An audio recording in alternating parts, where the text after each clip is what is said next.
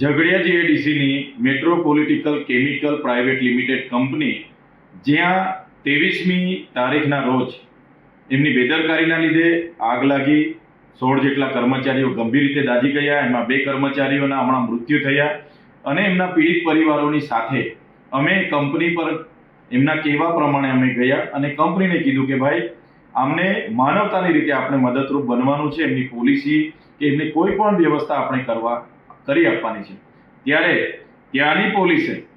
5 દિવસ સુધી કોઈ પણ જાતની એફઆઈઆર આ કંપની પર કરી નથી। અમે ગયા બાદ પ્રશાસન દ્વારા આ કંપનીને બંધ કરવા માટેની નોટિસ એમણે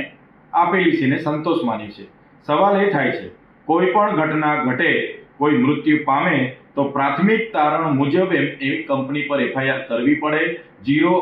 ફોર્સથી એફઆઈઆર કરવી પડે અને જે પણ જવાબદારો છે એની તપાસ કરીને એમના પર યોગ્ય કાર્યવાહી કરવાની જોગવાઈ હોય છે, જે પોલીસ પ્રશાસન દ્વારા કરવામાં આવેલ નથી। અને આ ઝઘડિયા પોલીસ લાજવાના બદલે ગાજી રહી છે અને ઉલટાનું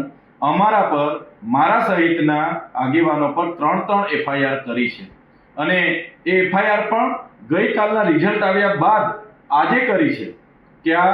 ચૈતરભાઈને પર એફઆઈઆર કરો એટલે એ ડરશે, દબાશે અને પછી આગળની કાર્યવાહી બધી ઠપ થઈ જશે અને અમે કંપનીવાળાને બચાવી લઈશું, એ પોલીસનું માનવું છે। ત્યારે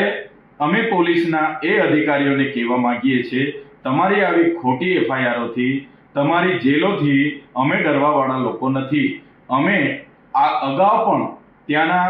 અંકલેશ્વર, પાનોલી, દહેજ, ઝઘડિયા, વાલિયા તમામ કામદારો માટે અમે લડ્યા છે, આજે પણ લડીએ છીએ અને ભવિષ્યમાં પણ અમે લડીશું અને લડતા રહીશું। અને જનતા ખૂબ સારી રીતે જાણે છે, જાગૃત છે, તમામ કામદારોને પણ ખબર છે કે આમાં શું ઘટના ઘટી છે। ત્યારે